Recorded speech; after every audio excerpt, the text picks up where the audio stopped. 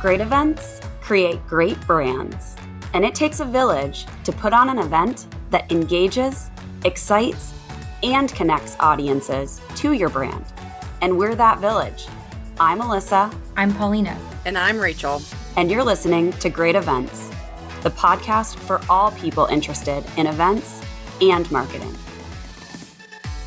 Hello, everyone, and welcome to this week's episode of the Great Events podcast. I am your host for this week. My name is Alyssa. I am joined by two amazing Cventers this week. We've brought in kind of an ace team of technology professionals.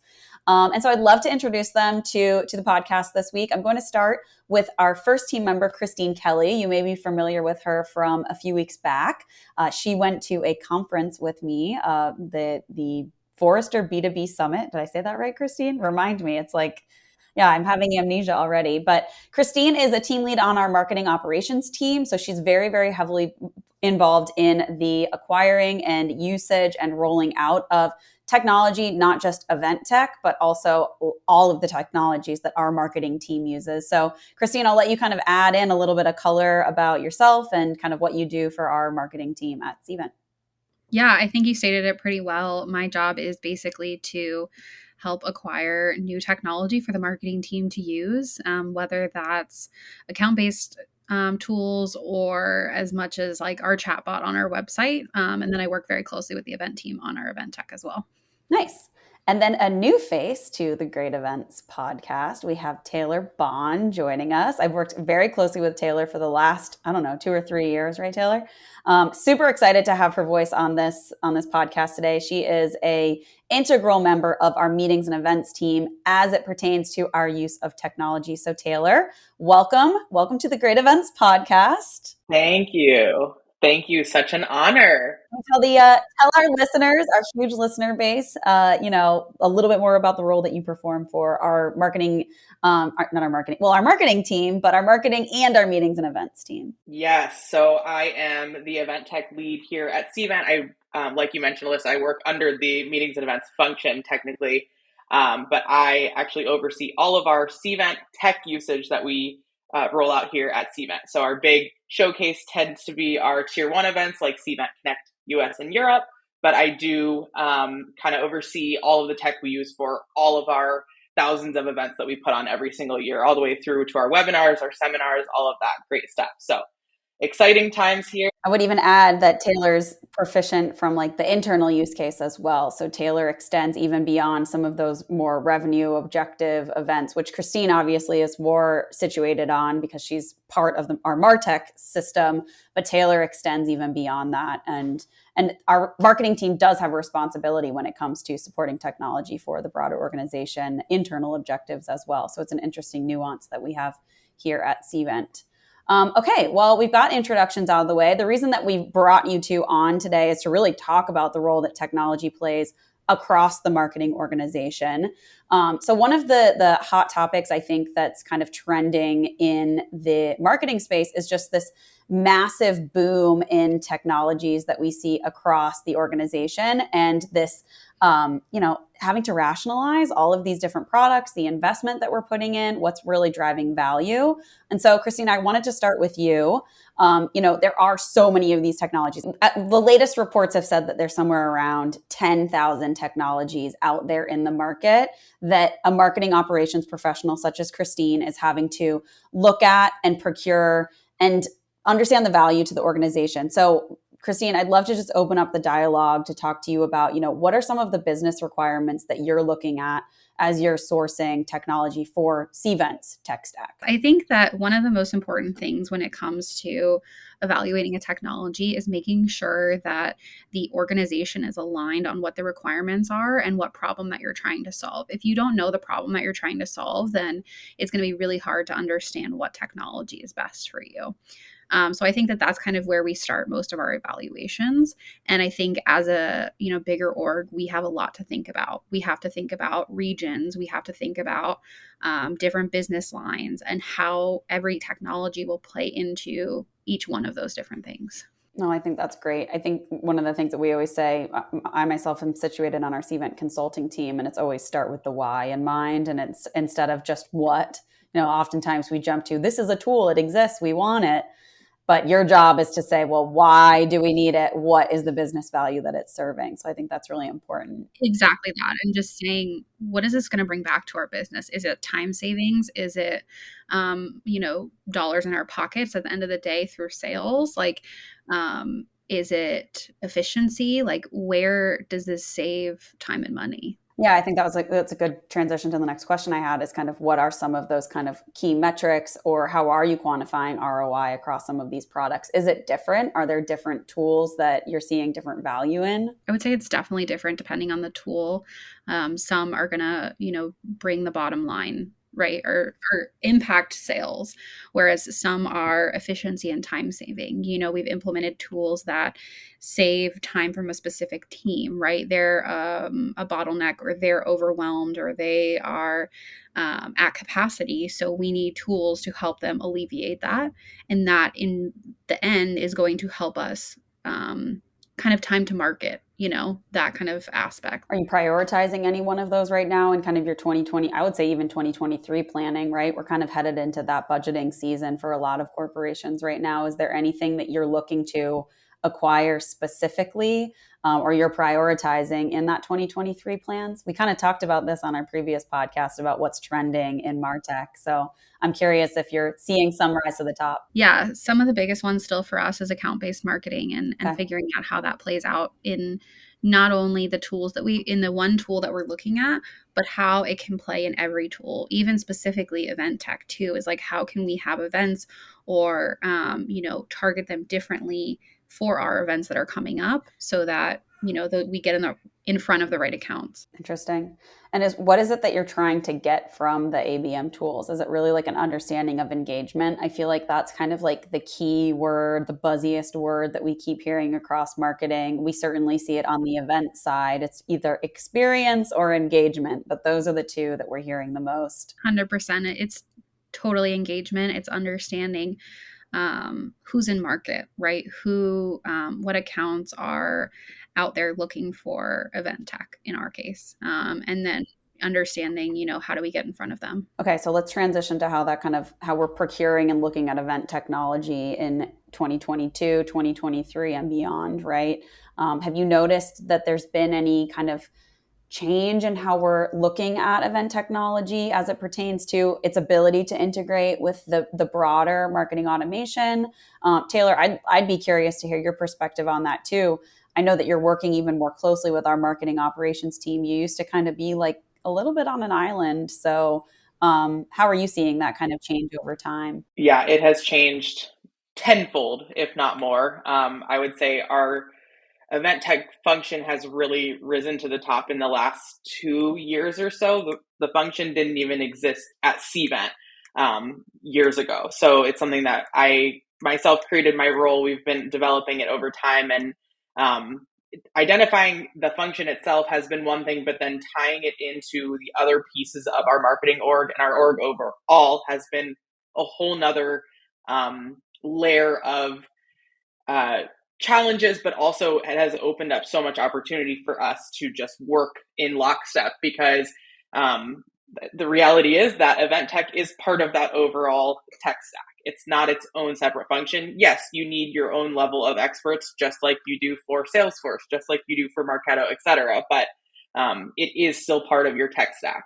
Ours is a little unique because we are using our own stuff, but we do still answer those questions. We still make sure that we are solving for a problem, if you will. I made mental note of that, Christine, when you mentioned, I really like that you said, make sure that there's actually a problem you're solving, because a lot of times we assume that tech needs to be used all the time. More tech, but the reality is that you don't want to overcomplicate things, and you don't want to just throw things in where they aren't needed. So we might even have more of a challenging time with that here, because we have it at our hands. We have the pressure of having to showcase our products to the market, and often that's the why, right? As opposed to if the business objective is just to showcase it, it's harder to either quantify ROI after the fact, or it is just to showcase the product. So it sometimes becomes a little bit harder to integrate into our holistic strategy, because it's not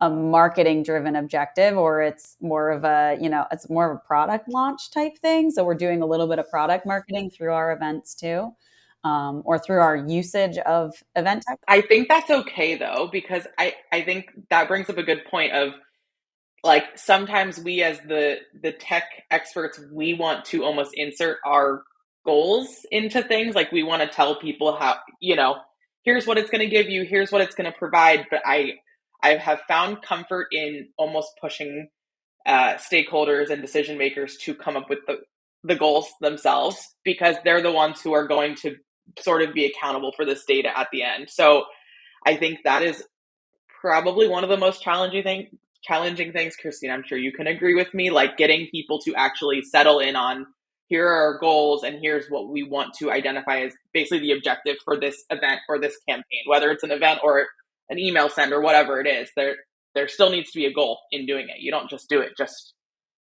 to put it on the list, kind of thing. I think for us too, like even though we use Cvent, like it's not a free tool, right? Like it takes labor, it takes time, and it takes a lot of energy, and that is a cost to the organization that a lot of people forget about.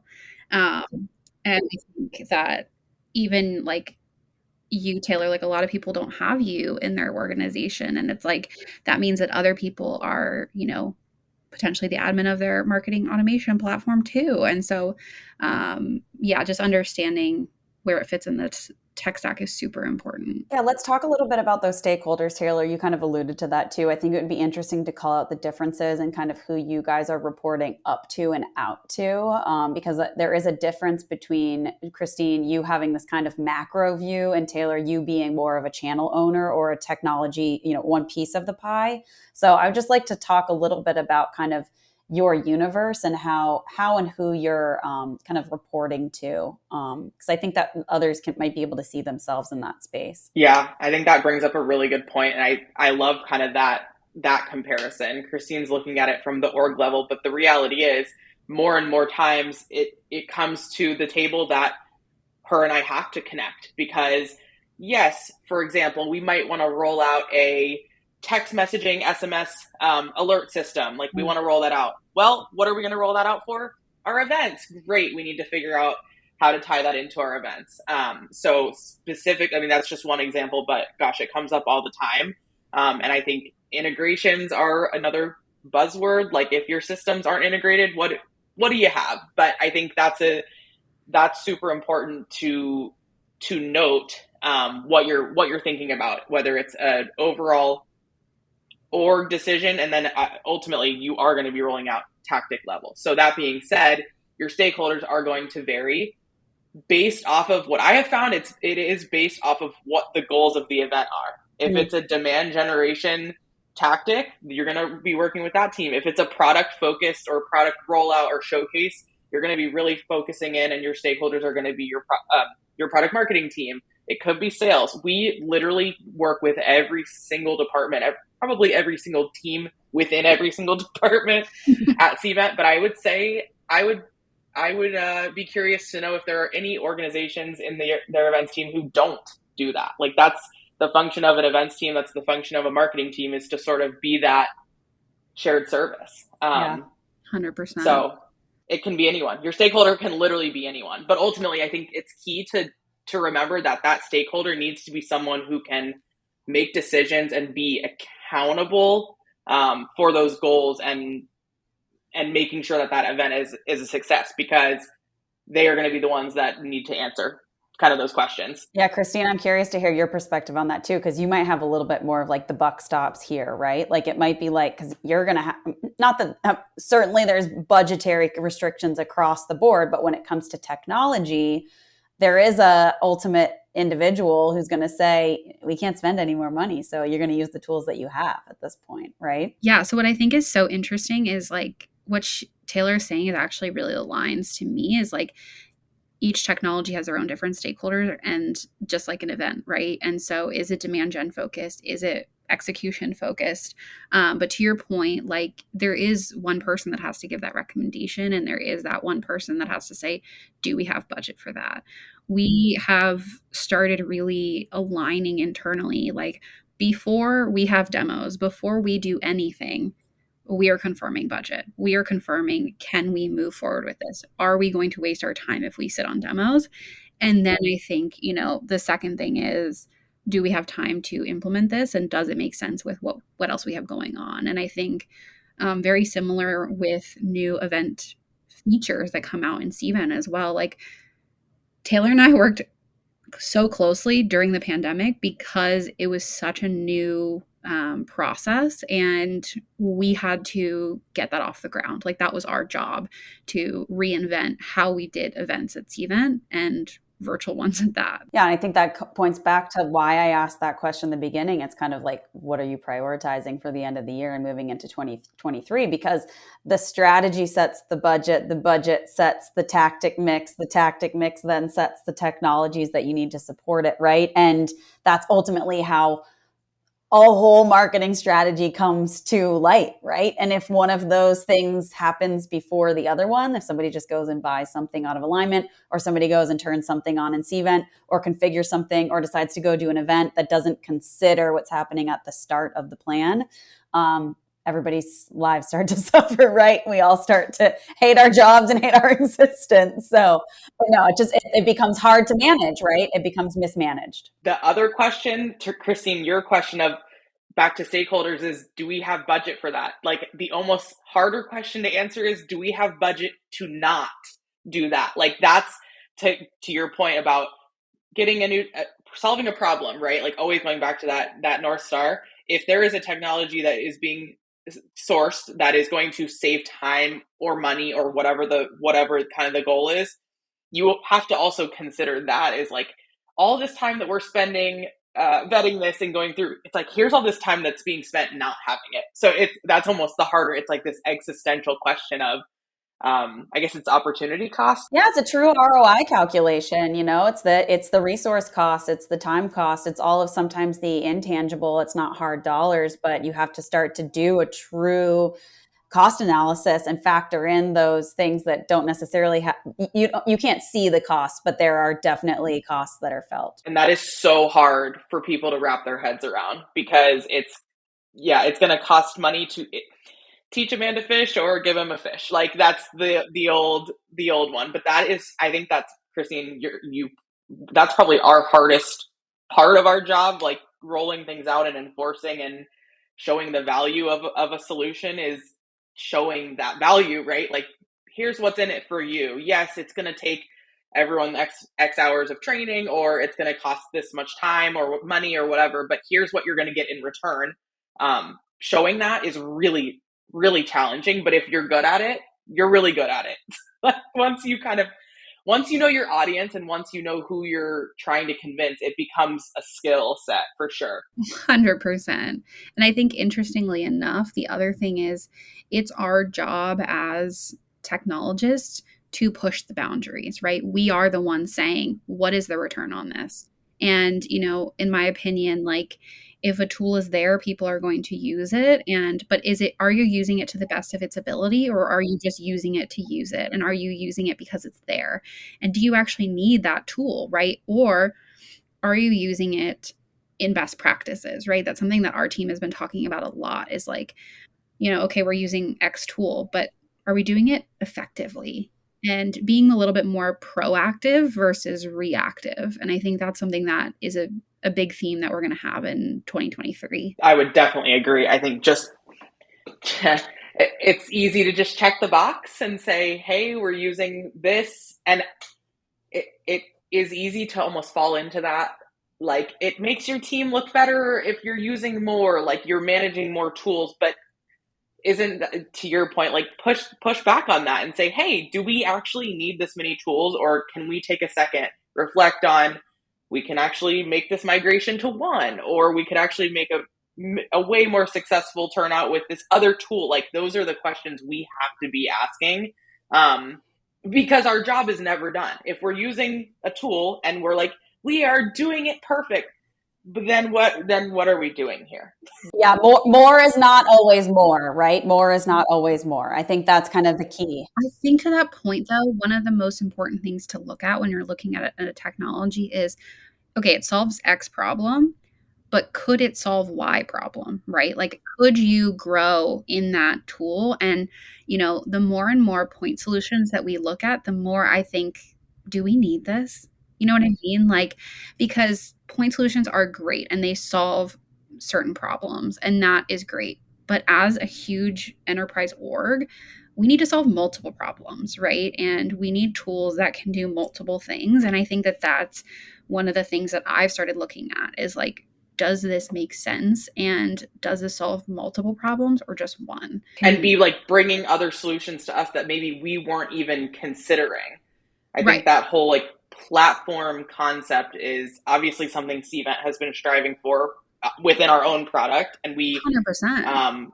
Fall along that line 100%. But there are so many things that we do an excellent job of recommending to our customers. Hey, did you know that Cvent can also do this? You Right. can also track booth visits. You can also do surveys. Like there's a million things. Yeah, you grow into the tool 100%. What I also think is really interesting about a role like Christine's is she can also help connect some of the disconnected technologies or allow to get more value out of, like you were saying, Christine, out of a single technology because it can perform more than just its intended. So I think the perfect example is like the usage of drift technology for our virtual event. Granted, things have evolved and changed in that time period, but we had a pain point that was within our event program. Had we been operating and trying to procure technology in our own right, we probably would have looked externally, but Cvent already had something within its technology stack, not Cvent's marketing team had something within its technology stack that was able to solve that problem. So I think that's an interesting viewpoint that, your profession allows for, Christine, is you kind of get to like use the toolkit that you have. It's not always about going and buying. It's kind of problem solving with the crayons that you have already in the case, right? That's so true. The amount of conversations I've been on with Christine specifically and her team overall, but with Christine specifically, where she's like, hey, did you know we already have something that can do that? And we're all like, we had no idea. No, we didn't. Christine, how many technologies are you kind of managing? Rough ballpark. So manage on a day-to-day, definitely smaller, but we have over, I think we say 45 to 50 technologies in our actual stack. But to your point, like our CMO asked us the other day, like, do we need all these? You know what I mean? And so we're going through renewals in the next year and we're saying, what is the ROI on this? And we can't be alone because this happened during the pandemic. It was clearly there were pain points, there was disruption. Everybody went out to go buy things that would serve what the market was requiring at that time, whether that was virtual collaboration tools, whether that was ways to connect with customers that weren't necessarily meeting with us face to face in tons of different environments, right? And so I think there are a lot of organizations going through an intense scrutiny. And one of those takeaways, to your point, Christine, is consolidation. It's how can I do more with less technologies, or how can I get more from the technologies that I already have? Yeah, we're calling it smart growth. It's great. It's a great way to think about it. I also think like having those different solutions that we tried out, like you said, everyone was kind of shot in the dark during the pandemic, what's working and what's not. I don't think that was a bad thing. I think that was a really good learning opportunity for us. And I'm sure a bunch of organizations could agree. People were panicking and there was a lot of change happening with human beings, how they were consuming content, how were they living their lives. So I think having these different solutions that were going to cater to these different needs and changing lives is not a bad thing. But now it's kind of like, all right, let's take a moment and reflect now that we've kind of gone through this, now that we're getting situated in this new time frame, what is going to work with us moving forward now? Yeah, let's do what marketers do is, yeah, let's review the results, right? Let's kind of like, all right, we have now 2 years worth of data. Let's see what's working and what's not. That is so true. Yeah. Christine, how I always wonder this, like how often do you find that a technology gets rolled out, it has results, and then we have to like force ourselves to kind of push that data upwards back to stakeholders? That's always exhausting. It's a good question, but I think that's what we're trying to do more and more now. And just making sure that, once we roll it out, that it's still being used, right? Because people get really excited about technology and then they get it and then they're like, okay, done. That was so fun for 6 months. Right.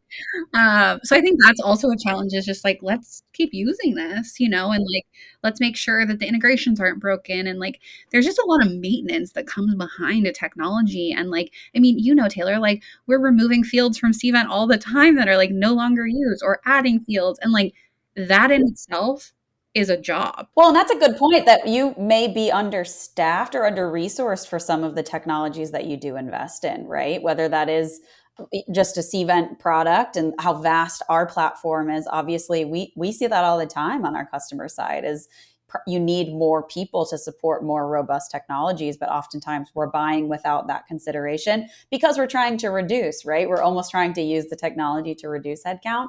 Sometimes that's not always the case. Sometimes the technology comes with almost more resourcing. I think you have to look at it in terms of what that solution is going to do. If that solution is going to save time, then yes, that might be part of the consideration.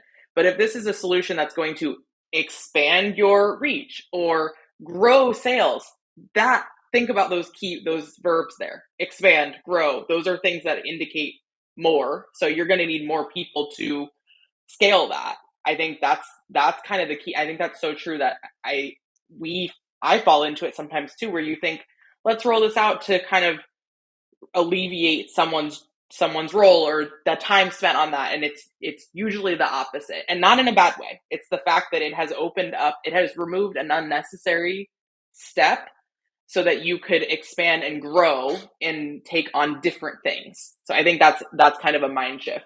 100%. And I think every MarTech tool is different. Some require way less admin and way less, you know, look on it. The other thing that we've been talking a lot in our team is a centralized versus decentralized approach. And I would be so curious out there in the event world, how many people do take more of a decentralized approach? And like, are there marketers and demand gen people in Cvent building events? Like, and maybe it's not a specific team, right? I think that would be so interesting to learn about. Yeah, we've heard the term centralized, decentralized, or the self-serve model, right? How many users are you allowing into these platforms? Are you trying to keep the control within, subject matter experts, if you will? So yeah, totally. That's definitely a shift that's happening in the market too, so that you can encourage the utilization of these technologies that you're investing in. Big focus for our team. Yeah, and one team can't do it all. You know what I mean? At the end of the day, like we're only a few people, and like when it's a 300-person marketing org, you start getting overwhelmed if you're the one person people need when it comes to creating an event or new technology or whatever the case may be. I think the reality is we've done a good job. One of the things you should be considering with a solution, whether that is Cvent or any of these other tools, it should be simple enough that it can be used by your everyday user, not the whole platform, but certain areas of it. So that self-serve model is certainly probably one of our top focuses going into 2023. So we are right there alongside with the rest of you guys out there. I feel like I could talk to you guys all day about this. I feel like we're also a little bit running out of time, so I'm going to cut our conversation a little bit short, but I do always like to end each of our episodes with any parting words, takeaways for the audience, how we might start to think about applying some of this dialogue to our customers or just our listeners. I don't even know if you all are customers out there, but we're happy to have you guys. So I just wanted to start with mine. I felt like, I said this earlier in the conversation, but more is not more. And I think that as we go into what could be a pretty significant recession in at least the on the global scale, that's going to be imperative for all of our organizations to really heavily scrutinize our technology mix, not only when it comes to event technology. Certainly we saw the boom in that space specifically over the pandemic, but to really start to evaluate and understand the investment that you have on your MarTech stack, because it can be quite significant and every organization is likely going to be asked to reduce where they can going into 2023. So that was my big takeaway from this conversation. Christine, I'll pass it to you. Yeah, so I haven't really talked about this yet, but I think what's so important is when we look at procuring a new technology, business requirements and the why, they're so important. But once you get that and you're actually looking at vendors, look at the actual company. Look at, are they being innovative? Are they creating new things? What does their product roadmap look like? Don't be scared to ask, because they should be telling you. And if they can't, that's a problem. And then secondly, like, what is their support system? How is the entire evaluation gone? Like those are the things that as a technologist, I care about and I look at, because it is not only about what the tech can do, it's about how you're going to be supported once you onboard that technology. I love that one. I think I want to kind of circle back to what we talked about at the very, very beginning, just those event goals. I keep saying it because it continues to be something that I think people will struggle with it forever. I think it's something that we are a society that likes to move fast and we like to jump in and just run. But you can't run without your shoes on, and you can't run without the finish line, right? You have to get ready. And it is something that people like to push back on. But I think identifying those goals, identifying what it is that you are trying to solve or expand in, or whatever the case is, that will literally pave the way for your entire event lifecycle, or your just overall sort of journey, if you will. You can always reference back to that North Star. If it's a decision that needs to be made, it's usually pretty quick. Does this align with the goal? If so, press on forward, continue to go, collect $200. If not, go to jail. Yeah. Perfect sign off, Taylor. Go to jail. You got a lot of good references today, Taylor. Thank you so much. I'm just really trying to wow the crowd on my first appearance so that I'll be invited back. Big day for me. Taylor, Christine, thank you guys so much for joining us this week. I think this was a phenomenal episode for the audience. Yeah, you wowed me. I'm dumbfounded. But we also hope that you guys enjoyed this conversation as much as we did. Clearly, we're having fun. But hope you guys understand the value that technology is playing across your marketing organization and also to your meetings and events program. As always, we also want to know what's going on with you. I think Christine also asked the audience a few questions here today. So shoot us a LinkedIn message, DM us on Instagram, or always send us a note on greatevents@cvent.com, and we'll make sure to feature your questions on an upcoming episode.